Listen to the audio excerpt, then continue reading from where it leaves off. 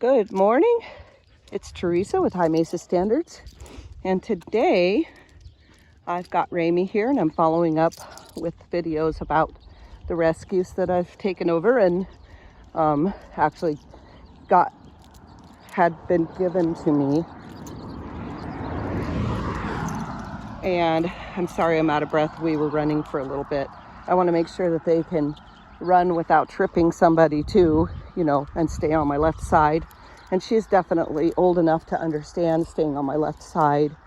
I typically teach a heel on the left side so that it's pretty universal, unless there's something debilitating about your left side that you have to have them on the right side, and then that's a whole nother training session. So anyhow, we wanted to teach her that we're actually working when we're walking. We're not there to snoop around unless I tell her that she's free or give her a release command. She's not allowed to sniff. So the reason for that, there is a good reason. It sounds cruel, but it is not cruel. It is for the health of the dog and the health of the walker. So this girl is going to a senior, and sometimes she's not very stable on her legs, and she just injured herself too. So we don't want Rami to get underneath her and to stop suddenly and end up causing a catastrophe because of a tripping hazard so I don't even let her put her head down. We keep our head up and we walk forward. Unless I stop, wait. Yes, good girl, let's go. And I go. So she needs to pay attention to me. There's a car coming, so we're gonna go over. Good job, nope. And every time that she puts her head down, I'm gonna just give a little bit of a tug and pull up. We don't grab it and tug it and pull her back. We just do a fast pop. Let's go. Fast pop and move on. Let's go. She's looking at something over there. We don't want her to do that either. We want her attention to be right on us. So when you're walking a dog out, you keep enough of a leash that you don't want a whole bunch of leash. You don't need that. So otherwise it just gets in the way. So I keep a shorter leash. This one's about 2 feet long.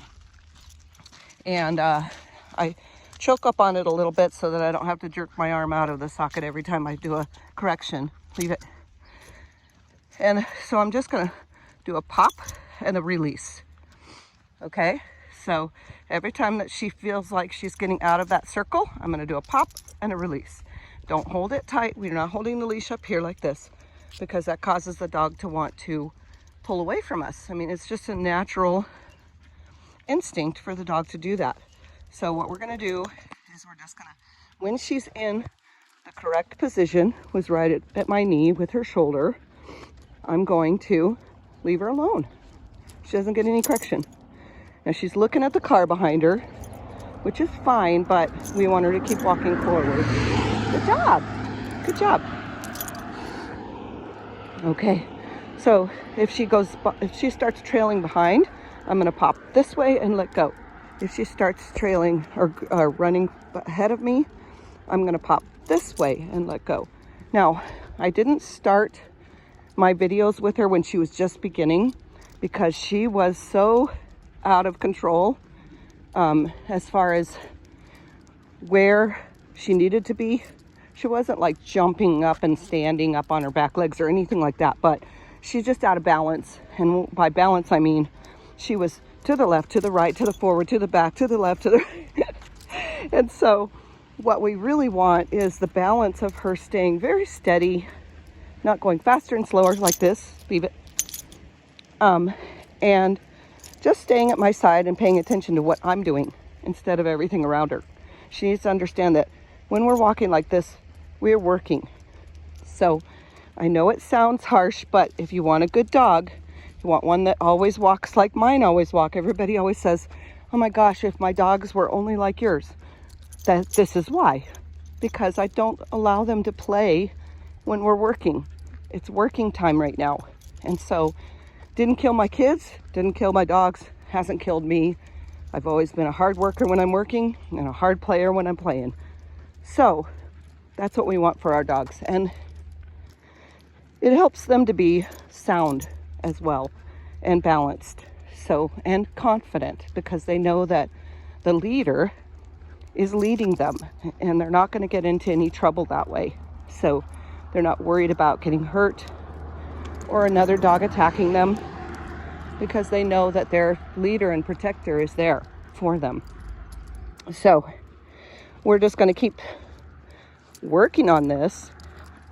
And so basically the same thing. I didn't start the videos when she started, and I apologize for that, because I know that's what a lot of people have an issue with, but I don't have anybody to video me at this point, and so I can't video and control a out of control dog. So I'm really sorry, but eventually I'll get some of those on there so you can see the start from a dog that just will not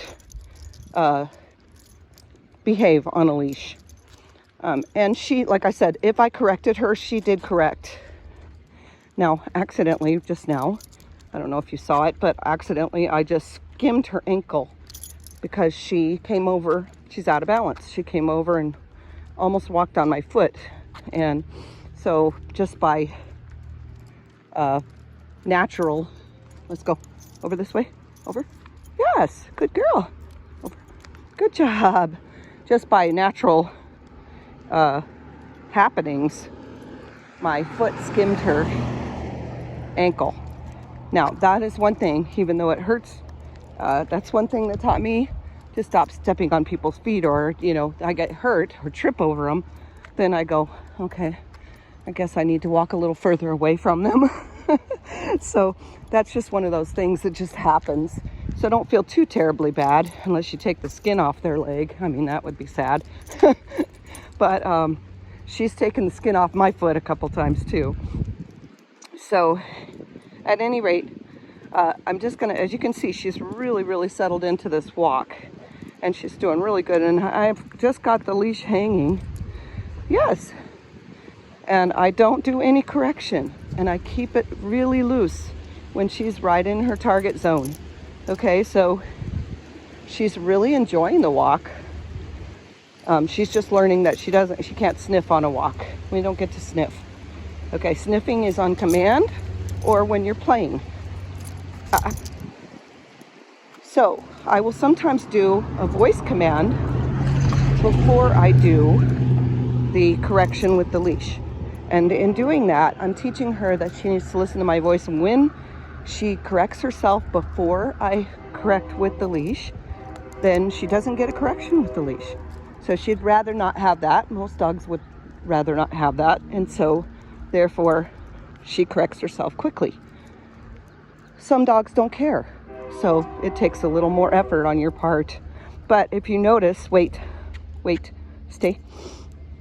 If you notice, she's just got her regular collar on. Let's look at it. Here you go. Just a regular collar with a regular clasp, a really good lobster claw type clasp, because she's the one that got away from me a while ago. So, but she's not even trying to get away now. Good girl. Yes, she's being calm. So we're going to give her lots of praise. And then we're going to say, let's go. Let's go. Good job. I just gave her a little bit of a tug and release. So we want to start out with, because when they're not listening, you start out with a little harsher snaps, pop.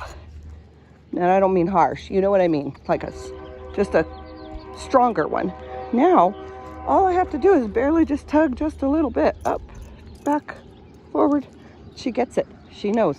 And she'd rather not do it. She gets rewarded for not making me work too hard. So we got lots of cars coming by now. So I'm going to get off so that I can pay attention and not be in an unsafe situation. And now we have a dog. Good girl. Leave it. Now I'm going to correct her and tell her to leave it. Leave it. Good girl. Yes. She's nervous. You can see she's nervous. She thinks the dog's going to come run out and get her. But I just want to act like there's nothing going on. This is nothing out of my ordinary day. I can handle it. And we're gonna just keep moving forward. There we go, we passed it. Good job. I'm gonna praise her for behaving, not going crazy. And we'll just keep walking. So there is your tips for today for walking a new recruit. And I hope you guys are all having a wonderful day. Blessings.